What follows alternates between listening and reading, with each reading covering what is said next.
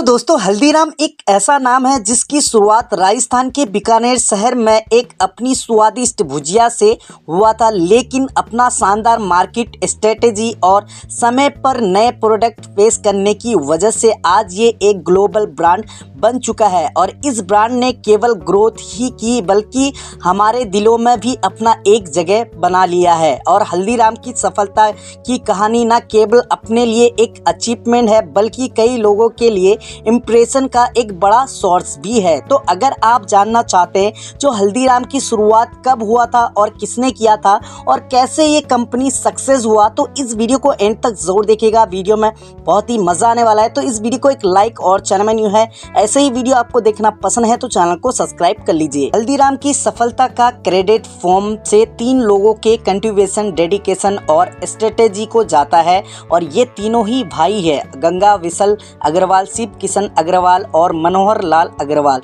ये तीनों ही बेहतरीन स्ट्रेटेजी को लागू करने के लिए जिम्मेदार है जो ब्रांड को कई लोगों के लिए एक फेवरेट ऑप्शन बनाता है। और गंगा विशन अग्रवाल जिन्होंने हल्दीराम जी के नाम से भी जाना जाता है और 1941 में हल्दीराम का शुरुआत किया गया था। वो एक राजस्थान के बीकानेर में एक मारवाड़ी परिवार से बिलोंग करते थे और हल्दीराम ने इस कंपनी को बनाने का ख्वाब या फिर किलो सपना 1919 में देखा था जब वो 11 साल के थे। और बचपन में ही उन्होंने अपने पिता को भुजिया की दुकान पर काम करना शुरू कर दिया था। और हल्दीराम में वो छोटी मोटी काम करते थे लेकिन वो हमेशा भुजिया बनाना सीखने की कोशिश करते थे। उस समय भुजिया की बहुत ज़्यादा डिमांड था, इसलिए बाज़ार में ज़्यादातर दुकानों में भुजिया बेचा जाता था और हर दुकान की भुजिया की क्वालिटी और स्वाद एक जैसा ही होता था, इसलिए वो सिर्फ पैसे को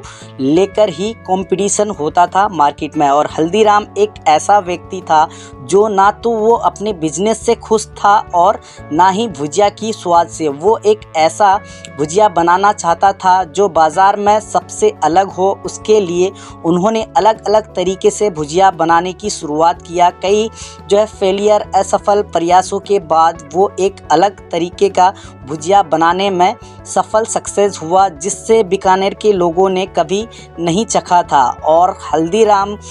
द्वारा लाए गए 3 बदलाव भुजिया के प्रकार में जिन्होंने अंत के लिए बिजनेस की डिक्शनरी बदल दी। उन्होंने बेसन की जगह मोट की दाल भुजिया में मिलाना शुरू कर दिया और इससे भुजिया की स्वाद बदल गई और वो और भी कुकड़ी हो गई। और हर सेलर 2 पैसे किलो के दर से भुजिया बेच रहे थे, लेकिन हल्दीराम ने 5 पैसे प्रति किलो के दर से इससे खरीदारों के नज़र में उन्होंने भुजिया को एक प्रीमियम प्रोडक्ट बन गया। और उन्होंने अपनी भुजिया का नाम डोंगर सेव रखा जो कि बीकानेर का एक राजा का नाम है। और दोनों के बीच कोई संबंध, कोई कनेक्शन नहीं है, लेकिन उस नाम का ब्रांड एम्बेसडर का काम किया और लोगों को लगने लगा कि ये एक प्रीमियम प्रोडक्ट है। और हल्दीराम का डोंगर सेव लोगों के बीच में पॉपुलर हो गया और इसकी बिक्री आसमान छूने लगी, इतना ये पॉपुलर हो गया। और इस तरह से हल्दीराम ने अपने कारोबार को शुरू किया जिससे आज लोगों के नाम से उनके नाम से जाना जाता है, हालांकि ये सिर्फ शुरुआत था। शिव किशन अग्रवाल सफलता के पीछे का दूसरा मास्टरमाइंड, कंपनी की डेवलपमेंट का दूसरा चैप्टर 1960 के अंत में शिव किशन अग्रवाल ने चैलेंज से शुरू हुआ। वो हल्दीराम के पिता थे उस समय, यानी कि 1960 के दशक में अग्रवाल परिवार 3 हिस्सों में बंट गया था और तीनों ही कस्मकस बीकानेर, कलकत्ता और नागपुर शहर में रहते थे। और कलकत्ता और बीकानेर में उसका कारोबार बढ़िया चल रहा था, लेकिन श्री किशन को नागपुर में काफ़ी संघर्ष करना पड़ रहा था। और 1960 के दशक में नागपुर ही नहीं बल्कि पूरे महाराष्ट्र में भुजिया की मांग नहीं था, इसलिए उन्होंने महाराष्ट्रियों के लिए खान पान की आदत के बारे में अधिक जानना जो है निश्चय किया और उन्होंने मार्केट रिसर्च और इवेंट किया और पूरे नागपुर बाज़ार में सर्वे किया और सर्वे के चैलेंज से उन्होंने बाज़ार में 2 बड़े अपॉर्चुनिटी मिली और महाराष्ट्र के लोगों को विभिन्न प्रकार के स्नैक्स के बारे में जानकारी नहीं था, इसलिए वो बाज़ार में नए स्नैक्स जो है पेश कर सके और मिठाई के बाज़ार में एक इंटरवल था और बाज़ार में केवल कुछ ही मिठाई उपलब्ध यानी कि अवेलेबल था और इस प्रकार वो लोगों को जो अन्य मिठाई से जान सके उन्होंने अपना पसंदीदा मिठाई काजू कतली को बाज़ार में उतारा और क्योंकि ये महाराष्ट्र के लोगों के लिए एक नया मिठाई था इसलिए उन्होंने इसके मुफ्त में नमूना देना शुरू किया। कुछ जो है मिठाई मुफ्त में जो है स्वाद चेक करने के लिए दिया गया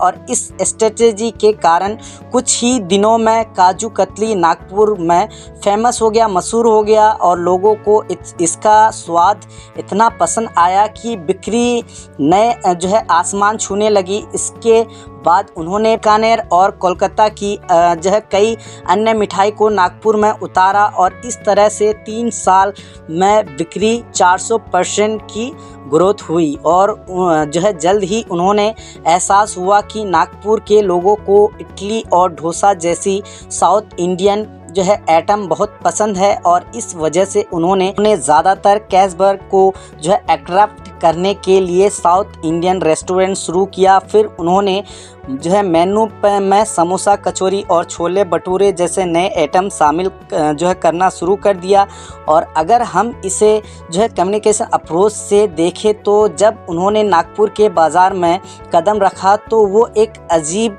दुकानदार थे जो लोगों को अजीबोगरीब प्रोडक्ट्स बेच रहे थे, इसलिए लोगों ने उन पर भरोसा नहीं करते थे। इसलिए सबसे पहले उन्होंने महाराष्ट्र वासियों का जो है विश्वास जीता और उनके पसंदीदा प्रोडक्ट बेचना और उनका विश्वास जीतना और फिर उन्हें अपने खुद पर प्रोडक्ट पेश किया और इस तरह से शिव किशन अग्रवाल ने हल्दीराम के डेवलपमेंट में बहुत योगदान रहा। मनोहर लाल अग्रवाल की स्मार्ट स्ट्रेटेजी ने ब्रांड को यूनिक बना दिया। इस कारोबार को और भी ऊपर ले जाने वाले व्यक्ति मनोहर लाल अग्रवाल थे। वो हल्दीराम के प्रेजेंटेशन चेयरमैन हैं। 1973 में जब वो हल्दीराम में शामिल हुए तब हल्दीराम की भारत में सिर्फ 3 दुकान थे, कोलकाता और नागपुर और बीकानेर में। मनोहर लाल अग्रवाल ने दिल्ली के चांदनी चौक में एक और जो है आउटलेट खोला। उन्होंने बिजनेस की विकास के लिए 2 चीप स्ट्रेटेजी अपनाई जो इन कहानी में गेम चेंज साबित हुआ और ये स्ट्रेटेजी था जो प्रोडक्ट की पैकेजिंग को इम्पोर्टेंस देना और 1990 के दशक में सेंस कंपनी बिना किसी अपॉर्चुनिटी पैकेजिंग के अपने प्रोडक्ट को बेचता था और हल्दीराम पहला इंडियन कंपनी था जिससे अपनी जो स्नैक्स को पैकेजिंग और जो है प्रेजेंटेशन को बहुत जो है प्रॉपर्टी दी और यह मनोहर लाल अग्रवाल ही थे जिन्होंने जो है जीप पाउच जो है स्ट्रेटेजी पाउच को पैकेजिंग और 4 परंत जो है चारना और एस टीचर वाली लालची पैकेजिंग सहित जो है मॉडर्न पैकेजिंग मेथड को इंस्पायर किया और इससे न केवल उनके ब्रांड के बारे में जागरूकता मिली बल्कि ब्रांड को लोगों के बीच भरोसेमंद और अधिक पॉपुलैरिटी भी बनाया और हल्दीराम भीड़ से अलग जो है खड़ा हुआ और मिठाई और स्नैक्स के लिए एक जो है अनूठा देश जैसे बन गया और अधिक स्टोर खोलना और शहर में फैलाना दूसरा स्ट्रेटेजी था जिसकी उन्होंने वेस्टर्न शहरों में रेस्टोरेंट खोला और उन्होंने पहले सभी बड़े शहरों पर टारगेट किया और फिर छोटे शहरों में भी अपना कारोबार बढ़ाया। पूरे भारत में जो है स्टोर होने से इनकी पॉपुलैरिटी और ग्रोथ हुई और लोगों को ब्रांड के बारे में अधिक से अधिक जानने लगे और इस स्ट्रेटेजी से सेल में भारी ग्रोथ हुआ और कारोबार पूरे देश में फैल गया। इस तरीके से हल्दीराम जो है बीकानेर की एक छोटे से दुकान के सबसे फेमस स्नैक्स जो है वेंडर्स में एक बन गया और ऊपर बताए गए हल्दीराम ने 3 फाउंडेशन कोलंबिया और थे जिसकी फाउंडेशन सराउंडिंग में एक इम्पोर्टेंट प्लेस था और आज हल्दीराम का $3 बिलियन का जो है कारोबार हो गया है और इसका कारोबार 80 से ज़्यादा देश में फैल चुका है। और अग्रवाल की ये 3 पीढ़ियों के प्रयासों के कारण उन्होंने छोटी सी दुकान से आज एक बड़ा